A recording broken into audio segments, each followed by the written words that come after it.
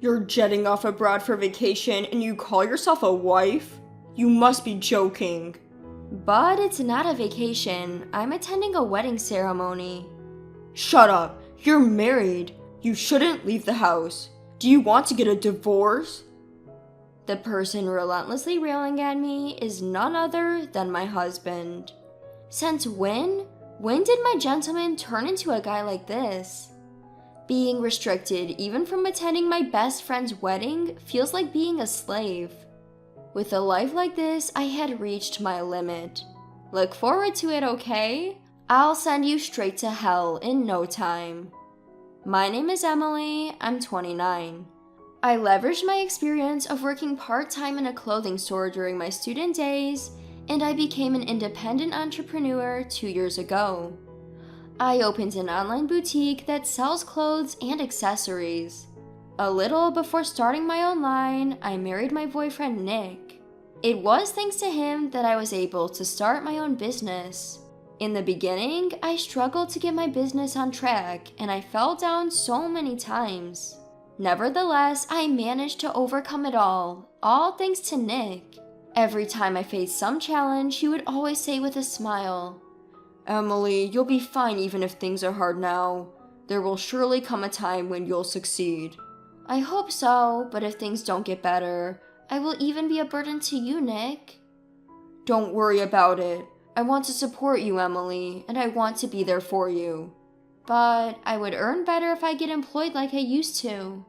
You always said you wanted your own shop, Emily, didn't you? That dream has come true now. I'm here right by your side, so let's try a little harder together. Yeah, you're right. Thanks, Nick. I'll do my best. With the support of my husband, I decided to continue running my shop. I took full advantage of SNS for marketing and aimed for my business to get more exposure online. Thanks to that, I managed to significantly increase the number of customers. My target base is of a wide age range, so I have a large number of users. Everything is done online, so I don't have to pay rent or labor costs. Above all, I can do it alongside housework at home, so I can continue working without feeling overwhelmed. Things are now stable now, and I earn a decent income. Although my business took off, there was one thing bothering me. It was that my husband was becoming more and more indifferent towards me, day by day. As my business did better, I felt his words and actions becoming colder. I think it all started over something simple. A few months ago, the sales from the previous month had finally reached my target. I was so happy, and at the same time, my feeling of gratitude for my husband even grew deeper. That night, I immediately brought up the news to my husband, who returned from work. "Nick, listen!" "Emily, what's the matter? You seem in such a hurry." I finally did it! I hit my sales target for last month." You set your goal pretty high, didn't you?" "Yes, we've been pretty close for a while, but I finally hit the target last month, thanks to you for supporting me. Thank you." Good for you. "Nick?" "I'm tired today. I'm gonna take a shower and go to bed." After leaving his bag on the sofa and leaving the living room, my husband went to sleep without even eating the dinner I had prepared. What happened? He'd been so supportive, so I thought he'd be thrilled. But his reaction was lukewarm at best. Was he just really tired? I had expected us to celebrate together, so my husband's response came as a surprise. That said, there's no way I could force my tired husband to be happy. From then on, his demeanor towards me gradually grew colder each day. At first, I thought it was just because he was tired or not in the mood, but as this went on for weeks, even I started to feel uncomfortable. Before I knew it, he started looking down on me at every opportunity.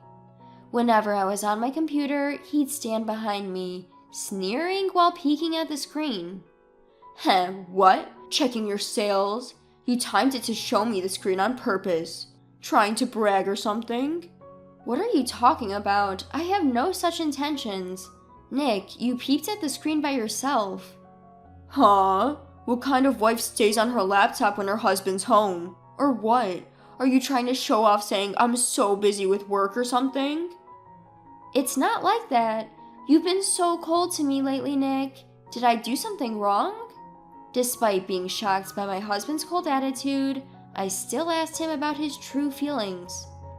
Then he sighed with an air of annoyance and blurted out, Phew, it's exhausting.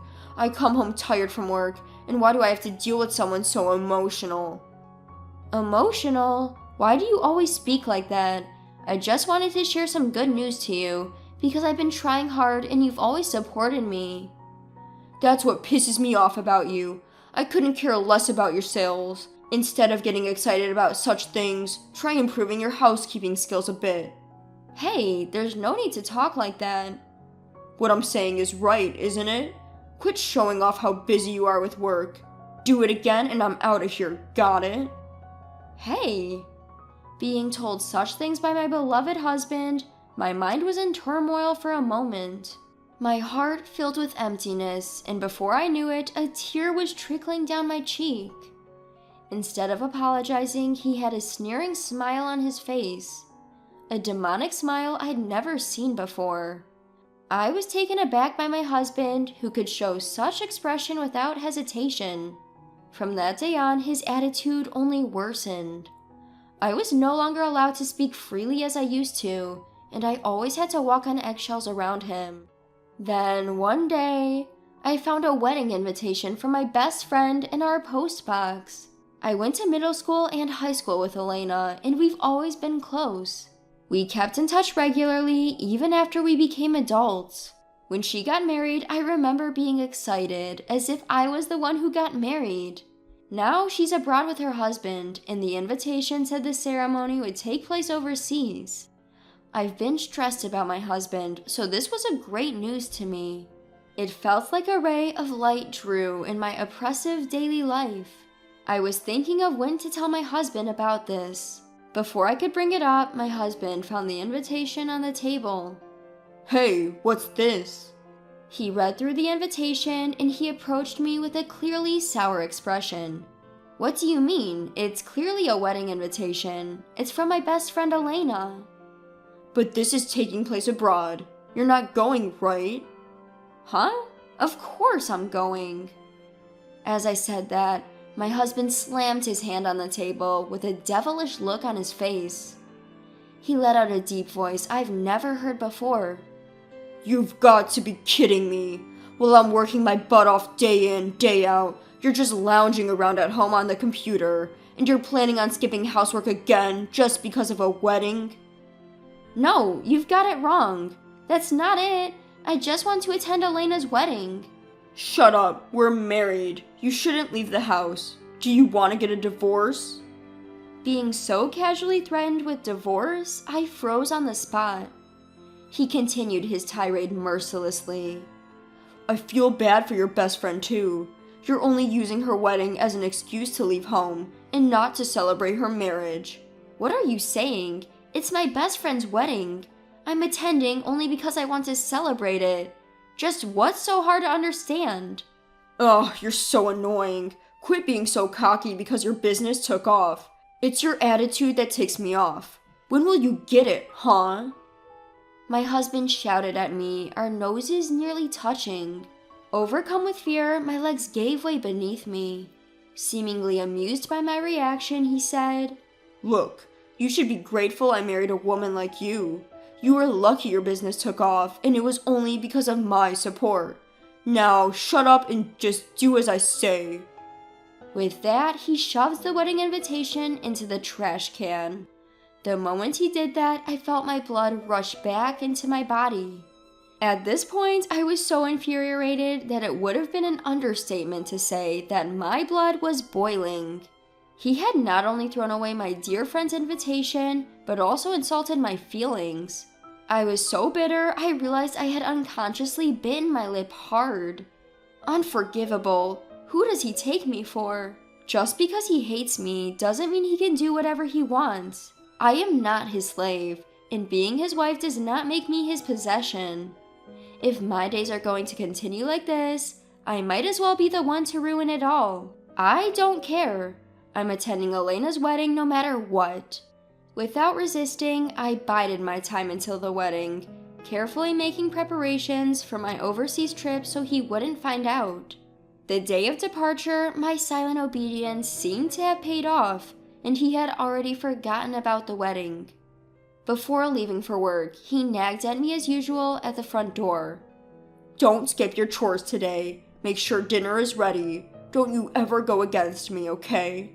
"I know. Have a good day." "Phew, you got it easy, don't you? You get to lounge around at home every day. I wish we could switch places." "Yeah."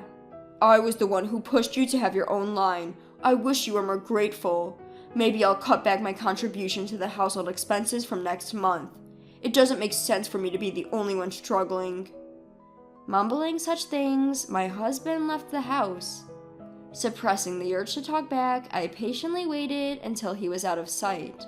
Once I confirmed that Nick was on his way to the station, I immediately began my preparations. I grabbed the suitcase I had prepared in advance, called a cab, and headed for the airport. I then took a flight to meet Elena. When I arrived at the inn she had booked for me, my phone rang. It was my husband. He must have realized that I was gone immediately after returning from work. As soon as I picked up the call, he began to yell. "Hey, Emily, where are you without even having dinner ready?" "I'm at Elena's wedding." "What? A wedding? I told you not to go. You broke your promise." "I never said I wouldn't go. I also don't remember making such a promise." "Don't mess with me. I've disciplined you over and over to not leave home. You're my wife after all." "Disciplined? What are you talking about? That's just you forcing me to put up with your selfish expectations." Perhaps angered by my defiant attitude, he yelled. "That's it. We're getting a divorce. Look, if you don't want that, come back home now. Got it?" Without waiting for my response, he hung up the phone. No matter what he says, I don't care, because my mind is already made up. After my best friend's wedding, I spent a full day sightseeing before returning to the States. I arrived home prepared to have a talk with my husband, but he was nowhere to be found. On the table was a divorce paper. He had already signed it, and that wasn't it. My computer for work was completely smashed, as if to make a statement. By leaving the divorce papers and breaking my computer, he was probably trying to get back at me. There's not a shred of love left for him and me. I signed the divorce papers on the table and packed my things into my suitcase again. I took the divorce paper and headed to my parents' house. On my way there, I stopped by the city hall and submitted my divorce paper. When I arrived at my parents' house, I told them everything that happened. My parents were surprised at first, but their faces hardened as they listened. If Nick were there, my father would have definitely punched him. As I was relaxing at my parents' house, which I hadn't visited for a long time, my phone rang. It was a call from my husband. I didn't expect him to call this soon. I answered the phone without flinching. "Hello?" "It's been a while, Emily. You're back in the country, huh?" "I got back today. So what?" "You're cold, huh? Oh, maybe you were shocked that I filed for divorce, huh? Ha ha." "Huh?" My husband seems to think I'm grieving. He continued in a condescending tone, which was noticeable even over the phone. "Relax, I'm not serious either. I just wanted you to reflect on yourself, so I gave you a little scare." "Reflect on myself? What for?"